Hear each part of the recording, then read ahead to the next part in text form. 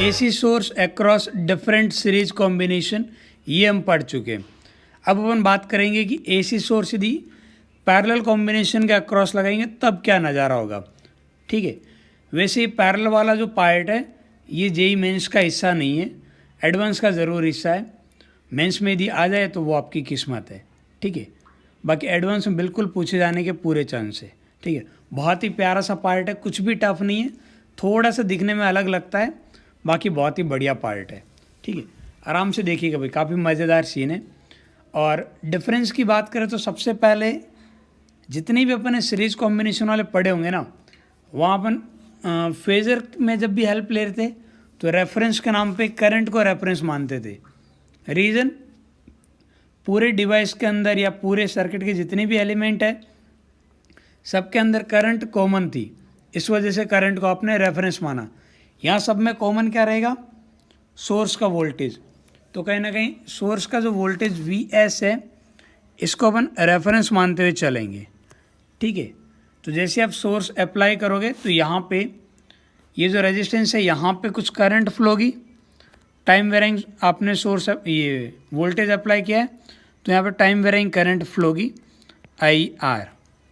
ठीक है, और सिमिलरली जो इंडक्टर है इसके अंदर भी एक टाइम वेरिंग करंट पास होगी, मैं इसे लिख देता हूँ IL।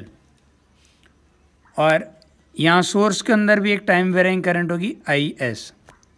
अब अपन बात कर सकते हैं फ्रॉम किरचॉफ्स करंट लॉ।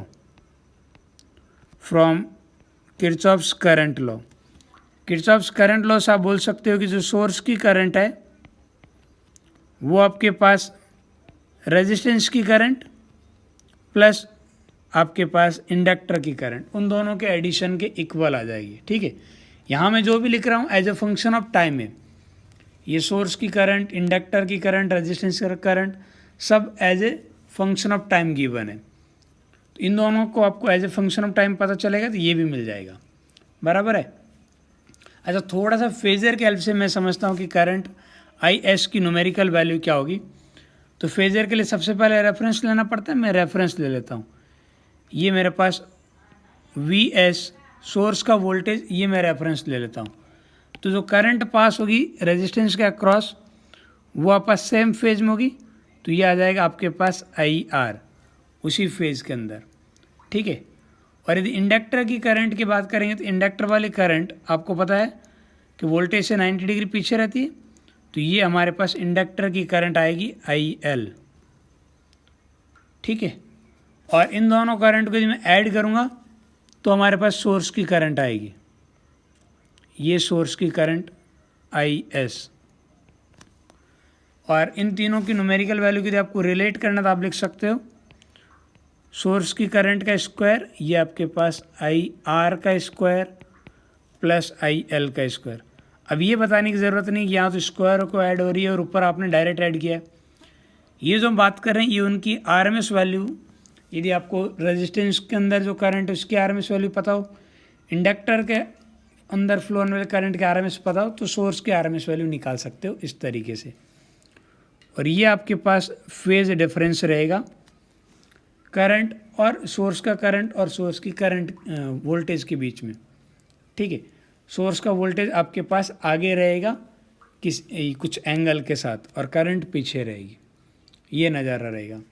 और करंट की यदि आपको न्यूमेरिकल वैल्यू निकालनी है थ्रू रेजिस्टेंस तो आप बोल सकते हो कि जो सोर्स वाली इक्वेशन है उसको यदि आप R से डिवाइड करोगे तो करंट मिल जाएगी, और जो सोर्स का फेज रहेगा वही फेज हमारे पास करंट का रहेगा। इंडक्टर की बात करूँगा तो हम कहेंगे पोटेंशियल डिवाइड बाई रिएक्टेंस। ठीक है, इंडक्टिव रिएक्टेंस। और करंट जो है वो आपस फेज ये पोटेंशियल से 90 डिग्री पीछे रहती है, तो -90 डिग्री इस तरीके से। और सोर्स की करंट आप लिख सकते हो वोल्टेज डिवाइड बाई इम्पीडेंस, ये न्यूमेरिकल वैल्यू। और फेजर वाइज बात करोगे तो कुछ एंगल से पीछे रहेगी -5। ठीक है, ये आपके पास कहीं ना कहीं रिलेशन रहेगा, बराबर है। अच्छा, यदि यहाँ पे एग्ज़ाम में ऐसा बोल दिया जाए कि जैसे सोर्स के अंदर जो वोल्टेज है वो इस तरीके से टाइम के साथ वेरी कर रहा है, V=V0 sin ωt। अब बताइए current as a function of time आपसे बोला जाए तो कैसे कैलकुलेट करेंगे? Current through resistance as a function of time, तो आप क्या कहोगे? Source divide by resistance R, तो V naught upon R sine omega t. कहीं कोई फेज में डिफरेंस आएगा? नहीं आएगा। तो ये आ गया आपस current through resistance as a function of time. यदि इंडक्टर के बारे में बात की जाए, current through inductor as a function of time, तो आप लिखोगे V naught divide by XL. XL को मैं लिख सकता हूँ L omega sine omega T.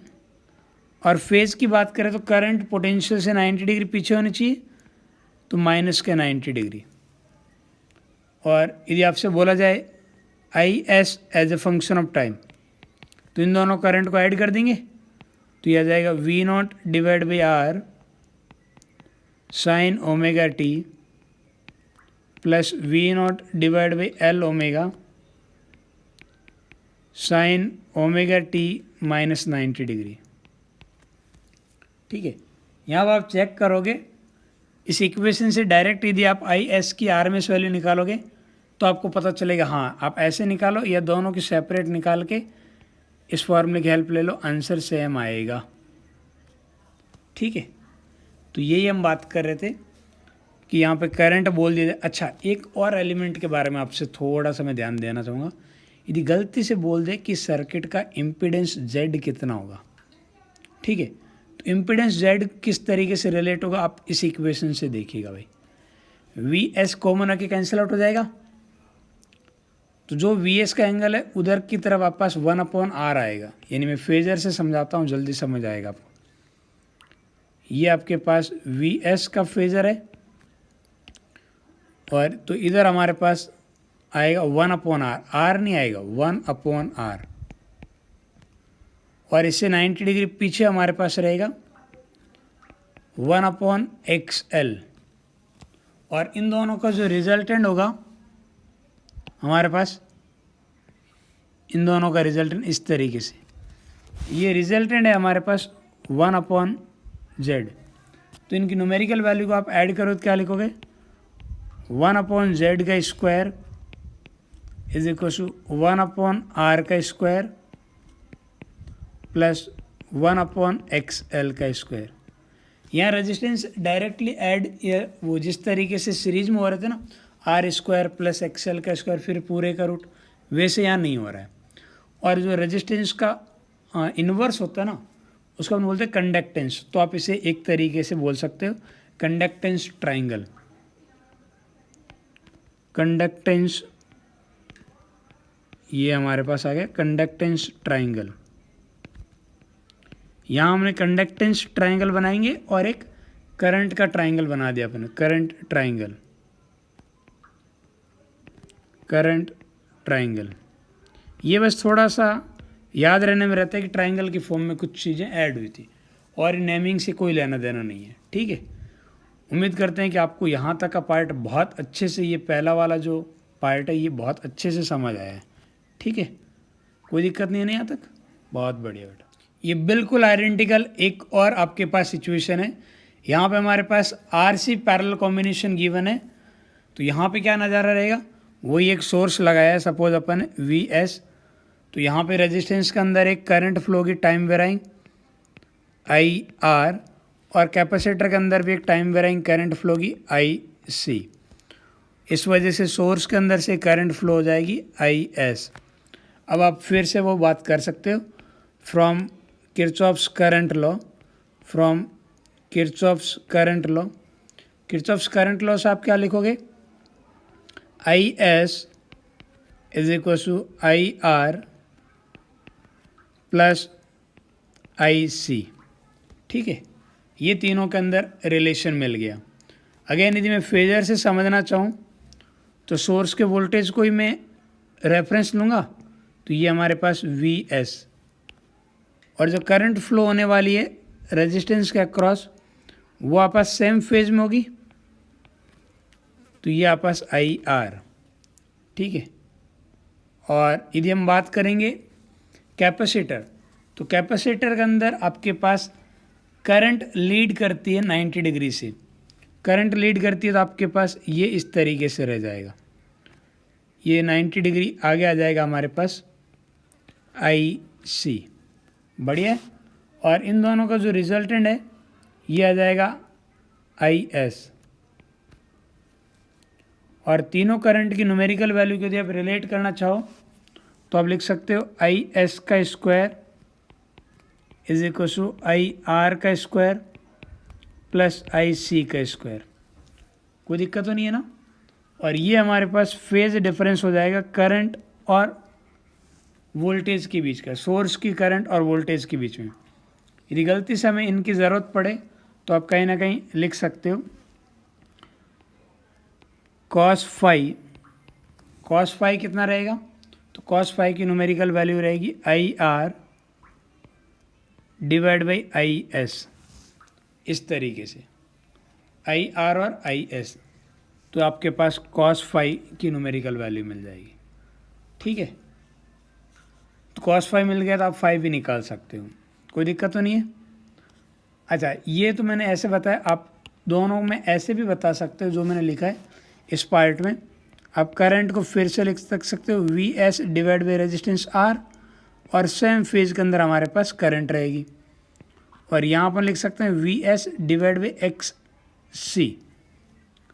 और करंट की बात करें तो करंट 90 डिग्री फेज आगे रहेगी, तो आप आई एस की वैल्यू लिख सकते हो we S divide by Z impedance और कुछ फेज आगे, तो आपको करंट मिल जाएगी।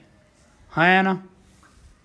अगेन मैं ये बात कर रहा हूँ, यदि आपको दिया है सोर्स की इक्वेशन दे दी जाए v is equal to V naught sine omega T, और आपसे बोले कि अब बता दो करंट थ्रू रेजिस्टेंस कैपेसिटर और source as a function of time. ठीक है, तो आप कैसे लिख दोगे, आई आर की numerical value I R as a function of time, ये आ जाएगा V naught divide by resistance R sine omega T. Same phase में। हाँ, लेकिन कैपेसिटर की बात करेंगे तो कैपेसिटर आप वाला V naught divide by X C की वैल्यू कितनी थी 1/c ओमेगा, और साइन ओमेगा टी, और करंट आपके पास 90 डिग्री आगे तो प्लस 90 डिग्री। ठीक है ना। करंट थ्रू सोर्स को मैं लिख सकता हूँ आई S is basically I R current through resistance plus current through capacitor, और दोनों की इक्वेशन अपन ऑलरेडी डिराइव कर चुके हैं, तो यह आ जाएगा V naught upon R sine omega T plus V naught C omega sine omega T plus 90 degree. तो ये हमें मिल गया source current as a function of time. तो यदि आपको वी एस गिवन है तो आप आई एस की वैल्यू निकाल सकते हो as a function of time. और यदि अपन आर एम एस वैल्यू वगैरह की बात करें तो दोनों की आप सेपरेटली आर एम एस वैल्यू निकालिए, यानी रेजिस्टेंस वाली करंट की आर एम एस वैल्यू और कैपेसिटर वाली करंट की आर एम एस वैल्यू, फिर आप सोर्स वाले करंट की आर एम एस वैल्यू निकाल सकते हो। अगेन यहाँ पे यदि इम्पिडेंस की बात की जाए तो इम्पिडेंस के लिए फिर से जो ट्राइंगल बनेगा वो इस तरीके से, हमारे पास ये वी एस सोर्स, तो वी एस की डायरेक्शन में जो हमारे पास आ रहा है वो हमारे पास 1/r होगा, ये होगा हमारे पास 1/r। ठीक है। और यदि मैं बात करूं आपके पास एक्स सी की, तो एक्स सी आपके पास 90 डिग्री आगे रहेगा, तो इधर की तरफ हमारे पास रह जाएगा एक्स सी। ठीक है। और इन दोनों का जो रिजल्टेंट होगा ये हमारे पास 1/z आएगा, तो ये आ गया 1/z, और ये वही सेम एंगल फाई। ठीक है। अब यहाँ पे यदि रिलेशन लिखना है तो मैं ऐसा लिख सकता हूँ 1/z का whole square is equal to 1/r का होल स्क्वायर प्लस 1/xc का होल स्क्वायर। ठीक है। और यदि पावर फैक्टर की हम बात करें कॉस फाई की, तो कॉस फाई हमारे पास किस तरीके से लिखा जाएगा, कॉस फाई यहाँ पे लिख सकता हूँ 1/r डिवाइड बाई 1/z, यानी कि z/r ये आएगा। यदि सिर्फ मेरे को फाई निकालना है तो मैं कॉस फाई निकालने की ज़रूरत ही नहीं है, क्योंकि कॉस फाई में z है, z के लिए एक्सएल दोबारा लिखना पड़ेगा, एक्सी की ज़रूरत पड़ेगी, तो tan फाई बेटर होगा निकालना। tan फाई लिखा जाएगा 1/xc डिवाइड बाई 1/r, यानी ये आ गया R/XC। देखिएगा tan phi कितना लिखूंगा मैं, tan phi हो जाएगा आपस XC की वैल्यू होती है 1/C ओमेगा, तो RC ओमेगा, ये आपके पास आ गया tan phi की वैल्यू। तो इस तरीके से हमारे पास ये सारी वैल्यूज आएगी। ठीक है, कोई दिक्कत नहीं है ना। तो यहाँ पे आपको पावर फैक्टर एंगल, इम्पीडेंस कुछ भी निकालना हो तो बिल्कुल अपन निकाल सकते हैं। जैसे RL पैरेलल में निकाला वैसे RC पैरेलल में भी कैलकुलेट कर सकते हैं, कोई दिक्कत नहीं है ना। बहुत बढ़िया। अब यहाँ पे RLC पैरेलल सर्किट दिया हुआ है और सोर्स का वोल्टेज आपको गिवन है VS, और यहाँ हमसे बात हो रही है कि सोर्स के अंदर से जो फ्लो होने वाली करंट होगी as a function of time वो कैलकुलेट करना है। तो यहाँ पे मैं रेजिस्टेंस के अंदर करंट मान लेता हूँ IR, कैपेसिटर के अंदर करंट IC और इंडक्टर के अंदर करंट IL। इस तरीके से अपन करंट एज्यूम कर लेते हैं। ठीक है, कोई दिक्कत नहीं। और किरचॉफ्स करंट लॉ से मैं लिख सकता हूँ IS की जो न्यूमेरिकल वैल्यू होगी वो होगी हमारे पास IR plus IC plus IL। ये लिखा है मैंने फ्रॉम किरचॉफ्स करंट लॉ, लिख सकता है ना सर। यहाँ जो भी लिखा है as a function of time लिखा है। ठीक है, अब देखिएगा यहाँ पे रेफरेंस में फेजर से समझना चाहूँ तो रेफरेंस में जो पोटेंशियल को लाना चाहिए। पोटेंशियल रेफरेंस क्यों ले रहे हैं, क्योंकि सबके अंदर पोटेंशियल कॉमन है। तो यहाँ पास सोर्स का पोटेंशियल VS सब पे उतना ही होगा। अब बात कर लेते हैं करंट की। रेजिस्टेंस के अंदर जो करंट फ्लो होती है वो आपस सेम फेज में होती है। तो ये रेजिस्टेंस के अंदर फ्लो होने वाली करंट, ठीक है, IR। और कैपेसिटर के अंदर क्या होता है, कैपेसिटर के अंदर करंट 90 डिग्री आगे रहती है। तो इधर की तरफ हमारे पास रहेगी कैपेसिटर की करंट IC। और इंडक्टर की करंट की बात करें तो इंडक्टर की करंट आपके पास 90 डिग्री पीछे, इधर की तरफ हमारे पास इंडक्टर की करंट IL। यही नज़ारा रहेगा। और इन सब का जो रिजल्टेंट होगा वो हमारे पास IC होगा। पहले IL और IC का रिजल्टेंट, फिर वो IR के साथ अपन ऐड कर देंगे। ये तो RMS वगैरह को कैलकुलेट करना तो इस तरीके से करेंगे। अब इक्वेशन को लिखने की बात है तो मैं IR की न्यूमेरिकल वैल्यू लिख सकता हूँ। IR को अपन कैसे लिख सकते हैं, ये अपन लिख सकते हैं करंट, ये जो करंट है उसको कैसे लिख सकते हैं, potential VS divide by resistance. ठीक है, और फेजर वाइज मुझे पता है कि सेम फेज में अंदर आएगी, जो पोटेंशियल का फेज होगा वही हमारे पास करंट का फेज आना चाहिए। तो ये इक्वेशन बन जाएगी मेरे पास V0 divide by resistance R sine omega t। Phase में कोई डिफरेंस नहीं है, तो ये हमारे पास आ गई current through resistance as a function of time. अब बात कर लेते हैं यदि इंडक्टर वाली या कैपेसिटर वाली करंट की बात करें तो कैपेसिटर की करंट हो जाएगी हमारे पास VS divide by reactance XC। और फेज वाइज बात करें तो फेज आपके पास कैपेसिटर के अंदर करंट 90 डिग्री आगे रहती है तो प्लस 90 डिग्री। ठीक है, तो इस फॉर्मेट के हेल्प से अपन लिख सकते हैं current through capacitor it is V0 upon 1/C omega sine omega t plus 90 degree. चलेगा, तो ये आ गया हमारे पास V0 C ओमेगा। आप साइन 90 प्लस थीटा को चाहो तो कॉस थीटा लिख सकते हो, मैं इस फॉर्मेट में भी लिख सकता हूँ कॉस ओमेगा t, कोई दिक्कत नहीं है। अब बात कर लेते हैं करंट थ्रू इंडक्टर। इंडक्टर के थ्रू करंट कितनी हो जाएगी, C0 अपॉन XL। XL कितना होता है L ओमेगा, तो L omega sine omega t, और 90 डिग्री पीछे है करंट तो माइनस का 90 डिग्री। ठीक है, आप चाहो तो 90 बाहर आ जाएगा, सॉरी माइनस का साइन यदि मैं अंदर से बाहर लूँ तो ये बनेगा minus V0 upon L omega, और अंदर बच जाएगा मेरे पास 90 माइनस ओमेगा टी। तो साइन 90 माइनस थीटा क्या हो जाता है, वो हो जाता है कॉस थीटा अगेन। तो ये हमारे पास कॉस ओमेगा टी। ठीक है, तो रिजल्टेंट करंट यदि मैं IS की बात करूं, सोर्स की करंट, तो उससे अपन लिख सकते हैं V naught upon resistance R sine omega T plus आगे वाले पार्ट में देखूंगा तो ये बनेगा V naught C omega minus V naught upon L omega cos omega T. तो ये आगे current through source as a function of time. यहाँ तक कोई दिक्कत नहीं है ना। थोड़ा सा अपन फेजर से एक चीज़ और देखते हैं, आंसर तो हमारा आ ही गया है, कुछ चीज़ें और देखते हैं। जैसे ये जो पार्ट है RLC parallel circuit, series circuit आपने पढ़ रखा है। अच्छा, सीरीज सर्किट के अंदर एक चीज़ आपने नोटिस की होगी कि सीरीज सर्किट के अंदर अपन बात करते हैं रेजोनेंस की, जहाँ पे करंट और वोल्टेज सेम फेज में आ जाते हैं।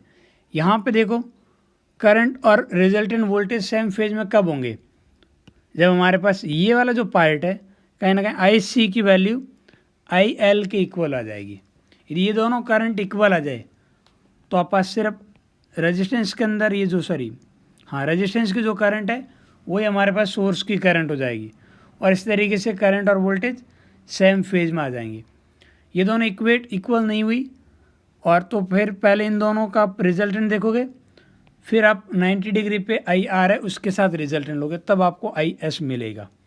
ठीक है, इस इक्वेशन से देख लो भाई, ये RMS वैल्यू और इस पूरे के RMS वैल्यू, इस तरीके से आप देखोगे दोनों, एक साइन 90 डिग्री, एक साइन ओमेगा टी कॉस, तो दोनों बीच में 90 डिग्री का फेज है, तो √A² प्लस B² इस तरीके से निकलेगी। बराबर है। तो ये आपके पास हो गया RLC पैरेलल सर्किट। बराबर है ना। थोड़ा और एडवांस लेवल सिचुएशन डिस्कस कर लेते हैं। यहाँ पे हमारे पास सीरीज और पैरेलल दोनों एक साथ गिवन है, और हमें चाहिए कि भाई ओवरऑल क्या होगा, यानी कि सोर्स के अंदर से फ्लो होने वाली करंट के बारे में यदि पूछ लिया जाए, IS कितना होगा। ठीक है, और VS के बारे में आपको गिवन है कि VS इतना आपको गिवन है। बराबर है। अब देखो भाई, आप टाइम वेरिंग निकालें तब भी कोई दिक्कत नहीं, वैसे भी कोई दिक्कत नहीं। मान लेते हैं कि यहाँ पे एक करंट फ्लो हो रही है I1, और इस ब्रांच के अंदर करंट फ्लो हो रही है I2, तो मैं ये लिख सकता हूँ कि जो IS होगा from Kirchhoff's current law, from Kirchhoff's current law से मैं क्या लिख सकता हूँ, IS की जो न्यूमेरिकल वैल्यू होगी that is I1 plus I2, ऐसे निकालेंगे। ठीक है, अब I1 को थोड़ा समझने की कोशिश करते हैं। I1 वाला ये जो आपका सर्किट है, यहाँ से यहाँ तक देखो, तो यहाँ पे रेजिस्टेंस और एक इंडक्टर है, यहाँ पे रेजिस्टेंस और इंडक्टर, और इसके ऊपर पोटेंशियल डिफरेंस है VS। तो बस आप इस छोटे से सर्किट को देखो ना, कि यहाँ पे मेरे पास एक रेजिस्टेंस है और एक हमारे पास इंडक्टर है, और रेजिस्टेंस R1 इंडक्टर का इंडक्टेंस L, और यहाँ पे पोटेंशियल डिफरेंस है बेसिकली VS। इतना पोटेंशियल डिफरेंस आपको गिवन है। तो ये RL सीरीज कॉम्बिनेशन हो गया। इतने से पार्ट को देखे तो यहाँ पे कुछ करंट फ्लो हो रही है, वो हमारे पास I1, देखो पोटेंशियल तो इस पर VS ही है ना। तो यहाँ पे यदि आप इतने से पार्ट का फेजर समझना चाहो तो आप बोल सकते हो इतने से पार्ट के अंदर जो VS होगा, ये सपोज VS रहा हमारे पास,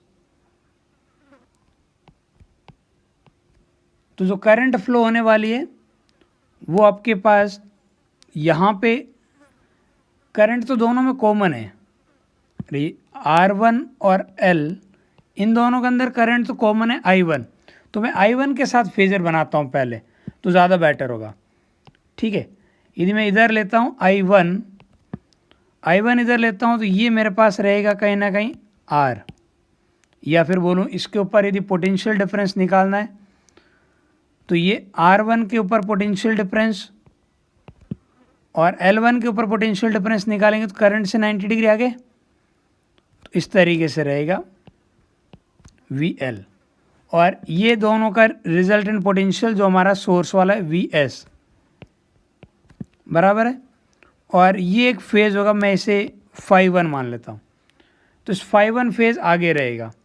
और ज़रूरी नहीं मैं पोटेंशियल ही समझूँ, मैं इम्पीडेंस वाले ट्राइंगल से भी दोनों के बीच का एंगल कैलकुलेट कर सकता हूँ। मेरी दिलचस्पी सिर्फ वी एस और आई वन के बीच का एंगल ही कैलकुलेट करना है। तो एंगल कैलकुलेट करना है तो एंगल के लिए आप नॉर्मल इधर ले सकते हो करंट, फिर आप बोलोगे ये हमारे पास आ गया करंट आई वन की डायरेक्शन में आर वन, और एक्सएल हमारे पास 90 डिग्री आगे, तो ये एक्सएल, एक्सएल बोले तो एल ओमेगा, ठीक है। और इधर की तरफ ये हमारे पास आ गया इन दोनों का ऊपर वाले डायग्राम का इम्पीडेंस Z1, ठीक है। और ये हमारे पास फेज φ1।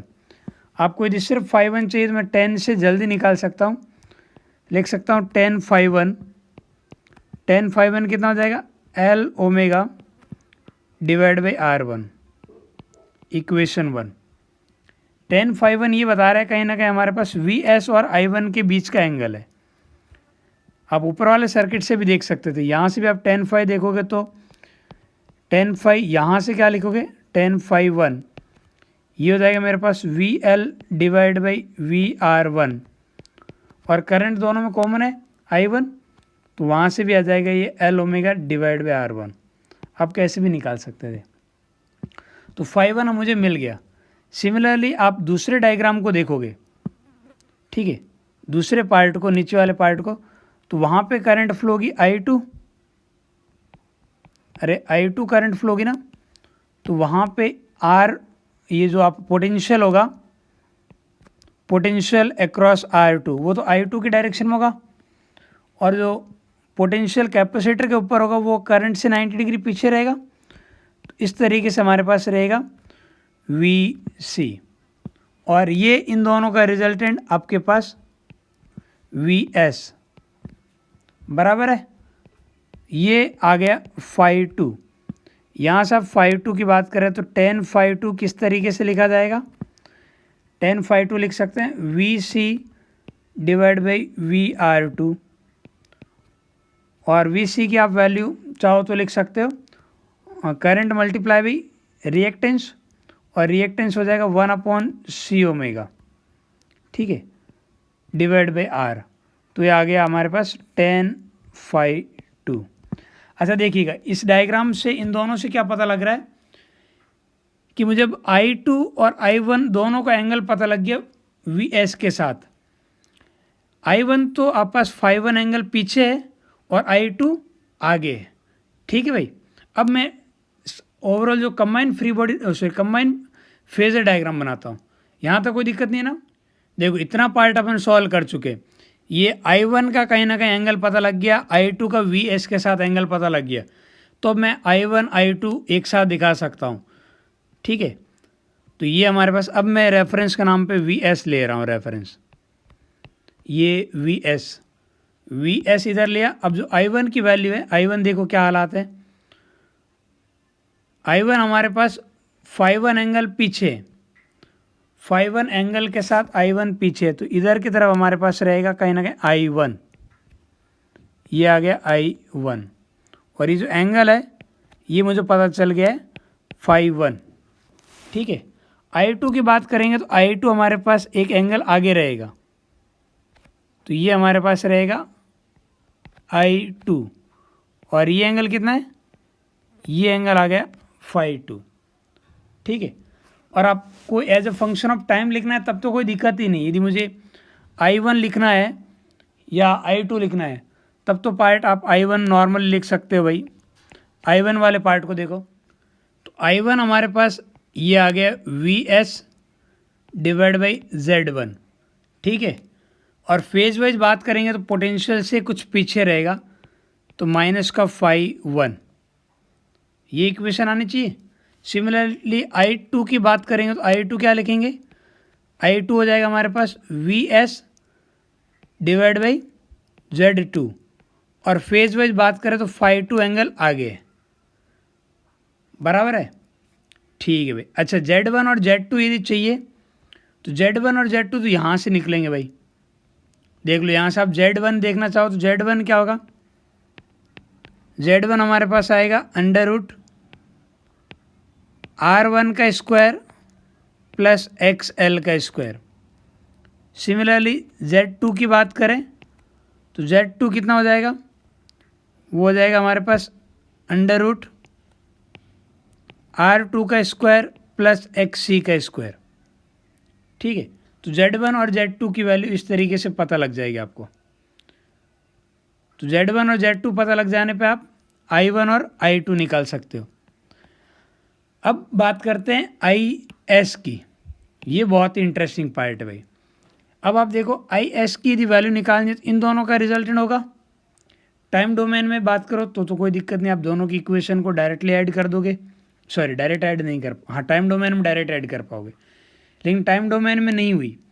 आपको यदि एग्जैक्ट वैल्यू चाहिए, ठीक है, यानी कि VS की RMS वैल्यू दे दी मान लो, या VS की इक्वेशन दे दी, या RMS वैल्यू कुछ भी दे दी, और अब IS की RMS वैल्यू पूछ ली जाए, IS की RMS वैल्यू चाहिए, तो आप क्या करोगे? तो आप सबसे पहले I1 निकालोगे, इसकी RMS वैल्यू, I2 की RMS वैल्यू, दोनों के लिए Z1 और Z2 से आ जाएगी। ठीक है, उसके बाद में क्या करोगे? अब आप जब IS देखोगे तो आप IS इन दोनों को वेक्टर फॉर्म में ऐड करोगे, और वेक्टर फॉर्म में ऐड करोगे तो ये φ1 और φ2, ये दो एंगल कुछ ऐसे होने चाहिए कि इन दोनों का जो रिजल्टेंट एंगल होगा φ1 प्लस φ2 मिलके, वो आपके पास जो ट्राइंगल की एडिशन होता है ना, A² plus B² plus 2AB cos theta, वहाँ पे जो थीटा है ना, जो यहाँ पे क्या बन जाएगा, न्यूमेरिकल वैल्यू वाइज दोनों ऐड हो जाएंगे, φ1 प्लस φ2। ठीक है, तो ये जो थीटा आने वाला है, ये थीटा कुछ ऐसा हो कि आप cos थीटा निकाल पाओ। समझ में आ रही है ना बात? जैसे ऐसे एंगल आ गया 26 डिग्री, तो नहीं निकाल पाओगे ना भाई। 26 डिग्री का क्या करोगे? तो फिर कैलकुलेशन मुश्किल होगी। तो एग्जामिनर आपसे पूछने के लिए वो कहीं ना कहीं φ1 और φ2 इस तरीके से एडजस्ट करवाता है कि मोस्ट ऑफ द केसेस में ये थीटा हो जाता है 90 डिग्री। थीटा क्या हो जाता है? 90 डिग्री। तब ये प्रॉब्लम आसान हो जाती है। ज़रूरी नहीं 90 हो, कुछ और भी हो तो भी काम चल जाता है, लेकिन मोस्ट ऑफ द केसेस में 90 ही बनता है। ठीक है, तो थोड़ा सा देखना होगा आपको इन दोनों को किस तरीके से। अच्छा, 90 का मतलब मैंने बिल्कुल नहीं बोला कि जो रिजल्टेंट होगा IS वो VS की डायरेक्शन में होगा, बिल्कुल ऐसा नहीं बोला है। इन दोनों का रिजल्टेंट कहीं भी आ सकता है, डिपेंडिंग ऑन कि I1 और I2 की न्यूमेरिकल वैल्यू क्या है, ठीक, और एंगल के साथ किस तरीके से, तो रिजल्टेंट वेक्टर किधर आता है। हाँ, एक पॉसिबिलिटी ज़रूर है कि हो सकता है कि IS आपके पास VS की डायरेक्शन में भी आ सकता है, आएगा इसकी गारंटी नहीं है, आ सकता है, पॉसिबिलिटी है। ठीक है, बहुत बढ़िया। अब तक हमने जो भी समझा है उस पर कुछ न्यूमेरिकल डिस्कस कर लेते हैं। जैसे ये वाला न्यूमेरिकल वैल्यू है, यहाँ पे हमसे बोला है कि I1 और I2 के बीच का फेज डिफरेंस कितना होगा। ठीक है, आपको पता है कि I1 यहाँ पे एक करंट फ्लो हो रही है, उसको आपने बोला I1, और इस ब्रांच में जो करंट फ्लो हो रही है उसको आप बोल रहे हो I2। ठीक है, दोनों ब्रांच के ऊपर पोटेंशियल इक्वल होगा और उतना ही पोटेंशियल होगा जितना आप AC पे अप्लाई कर रहे हो। बढ़िया है, तो एक काम कर लेते, पहले VS के साथ इनका एंगल देख लेते। VS के साथ I1 का एंगल और VS के साथ I2 का एंगल, दोनों पार्ट को सेपरेटली सॉल्व करते हैं, फिर दोनों का कंबाइन फेजर डायग्राम बना लेंगे। ठीक है, तो सबसे पहले मैं नीचे वाले पार्ट की बात करूं तो नीचे वाले पार्ट में ये मेरे पास I2, ठीक है, ये I2, तो आपके पास I2 के ऊपर जो आपके पास पोटेंशियल डिफरेंस रहेगा, I2 की वजह से जो R के ऊपर पोटेंशियल डिफरेंस रहेगा वो इधर आएगा, तो ये आएगा आपस VR, और इंडक्टर के ऊपर जो पोटेंशियल डिफरेंस है वो आपस करंट से आगे रहता है, तो 90 डिग्री आगे ये आपके पास पोटेंशियल डिफरेंस रहेगा अक्रॉस इंडक्टर, और ये दोनों का रिजल्टेंट रह जाएगा हमारे पास VS, ये VS। एक काम करता हूँ, इससे मान लेता हूँ φ1, ठीक है, और φ1 की वैल्यू को मैं लिख सकता हूँ, ऐसे लिख सकता हूँ 10 φ1, ये कितना आएगा VL डिवाइड बाई VR, और दोनों में करंट इक्वल है, अरे करंट दोनों में I2 है ना, तो करंट आपस कैंसिल आउट होके आप यहाँ पे लिख सकते हो V को लिख सकता हूँ करंट मल्टीप्लाई बाई रिएक्टेंस, तो ये आ जाएगा XL डिवाइड बाई R, तो ये 10 φ1 आ गया। तो यहाँ से पता लग रहा है कि I2 जो है वो φ1 एंगल पीछे है। ठीक है, अब ऊपर वाले पार्ट की बात करें तो ऊपर वाले पार्ट में तो प्योर कैपेसिटर है, हाँ है ना। और प्योर कैपेसिटर के अंदर आपका जो करंट है, करंट 90 डिग्री आगे रहती है। तो मैं डायरेक्टली इसी सर्किट में बना सकता हूँ। अब इसी सर्किट में बोल सकता हूँ ये जो वी एस है, इसे 90 डिग्री यदि आगे जाऊँगा तो मुझे करंट मिलेगी। तो ये I1 का फेज़र हो जाएगा। I1 इधर आ जाएगा 90 डिग्री आगे, वी एस से 90 डिग्री आगे, और ये I2 ये 5 एंगल पीछे। तो I1 और I2 के बीच का एंगल कितना हो जाएगा? तो वो एंगल हो जाएगा π/2 प्लस 5/1, ये दोनों के बीच का एंगल होगा। और अब चाहो तो जो 5/1 है उसकी जगह मैं क्या लिख सकता हूँ? उसकी जगह अपन लिख सकते हैं tan इनवर्स, उसकी जगह अपन लिख सकते हैं tan इनवर्स XL/R। चलेगा? देख लो कौन सा ऑप्शन करेक्ट बैठ रहा है। तो ये हमारा सी ऑप्शन करेक्ट बैठ रहा है। ठीक है, कोई दिक्कत तो नहीं हुई ना? बहुत आसान है। देखो जब भी सीरीज और पैरेलल एक साथ है तो उस ब्रांच को पहले सॉल्व कर दो, एक सिंगल पार्ट में कर लो। जैसे मैंने इधर वाली इस ब्रांच थी ना L और R वाली, इसके ऊपर पोटेंशियल और इसकी करंट के बीच का पहले मैं फेज डिफरेंस निकालूंगा। ऊपर वाली ब्रांच में पोटेंशियल और करंट के बीच का फेज डिफरेंस, इस तरीके से फिर सबका कंबाइन बना देंगे। ठीक है, एक और प्रॉब्लम डिस्कस कर लेते हैं अपन। यहाँ पे पूछा है कि इफेक्टिव करंट कितनी है सोर्स के थ्रू। ठीक है, ये रहा सोर्स, यहाँ से कुछ करंट फ्लो होगी, मान लेते हैं IS। तो इस IS की RMS वैल्यू पूछी जा रही है। तो यहाँ पे एक करंट मान लेते हैं I1 और आगे वाले के अंदर करंट मान लेते हैं I2। तो पहले I1 और I2 कैलकुलेट कर लेते हैं और I1 और I2 का फेज क्या होगा वो भी कैलकुलेट कर लेते हैं। ठीक है, I1 की बात करें तो I1 हमारे पास है करंट थ्रू रेजिस्टेंस, और रेजिस्टेंस के थ्रू करंट को आप लिख सकते हो इसके ऊपर जो पोटेंशियल है डिवाइड बाई रेजिस्टेंस, और फेज हमारे पास वही रहेगा, सेम फेज रहेगा। और Vs की न्यूमेरिकल वैल्यू कितनी है?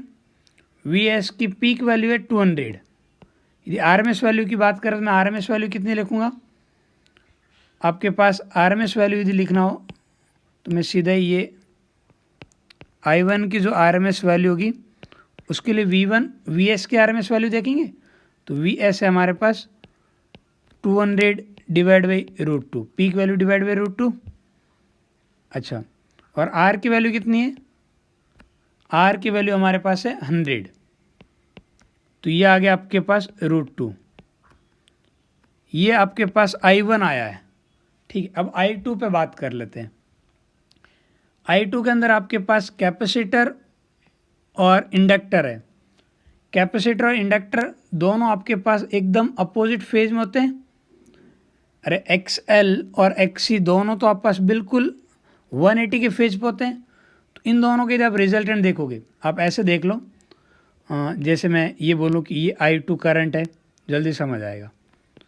यहाँ पे मैं I2 मानता हूँ, तो जो पोटेंशियल आएगा आपके पास इंडक्टर के अक्रॉस वो करंट से आगे आएगा। तो ये आएगा हमारे पास VL, और पोटेंशियल अक्रॉस कैपेसिटर क्या आएगा? 90 डिग्री पीछे आएगा। तो ये आएगा VC। ठीक है, और सिमिलरली यदि आपने इम्पीडेंस का ट्राइंगल भी बनाया होता तो भी आप ऐसे लिखते, ये आपके पास I2 और 90 डिग्री आगे हमारे पास XL। तो ये आएगा हमारे पास XL, और ये 90 डिग्री पीछे हमारे पास XC। ये वैल्यू कितनी है? 200, और ये वैल्यू है 100। अब इन दोनों का रिजल्टेंट कितना आ रहा है? इन दोनों का रिजल्टेंट अपोजिट है तो आप पास 100 लिख दूँ। तो ये दोनों का रिजल्टेंट आ जाएगा हमारे पास 100 इधर की तरफ। ये इफेक्टिव X की वैल्यू 100 बराबर है, यानी कि यहाँ पे जो पोटेंशियल है वो करंट से 90 डिग्री आगे है। पोटेंशियल करंट से 90 आगे तो करंट 90 डिग्री पीछे है। तो मैं I2 की वैल्यू निकालूं RMS वैल्यू, तो वो क्या लिख सकता हूँ? इसके ऊपर applied potential difference that is 200 divide by √2, और X कितना है? 100। तो ये भी वैल्यू आ जाएगी √2। अब ये I1 तो आपके पास VS की डायरेक्शन में, ये जो आपके पास VS है ना, इधर की तरफ VS है, I1 भी उसी डायरेक्शन में, ये आ गया हमारे पास I1, न्यूमेरिकल वैल्यू कितनी है √2। और I2 की बात करें तो I2 आपके पास 90 डिग्री पीछे है, तो इधर की तरफ हमारे पास रहेगा I2 और न्यूमेरिकल वैल्यू √2, और इन दोनों का जो रिजल्टेंट है वो हमारे पास रहे IS, तो ये आ गया IS। ये दोनों इक्वल है तो ये एंगल मैं डायरेक्ट लिख दूं, जो फेज रहेगा वो आपके पास 45 डिग्री, और जो IS की न्यूमेरिकल वैल्यू है वो दोनों का √a² + b² करो क्या आएगा 2, तो आंसर आएगा 2 एम्पियर। आंसर क्या रहेगा, आंसर रहेगा 2 एम्पियर। वैसे फेज वगैरह पूछा नहीं है, आप चाहो तो एग्जैक्ट यदि इक्वेशन लिखनी चाहो तो मैं IS की एग्जैक्ट इक्वेशन भी लिख सकता हूँ।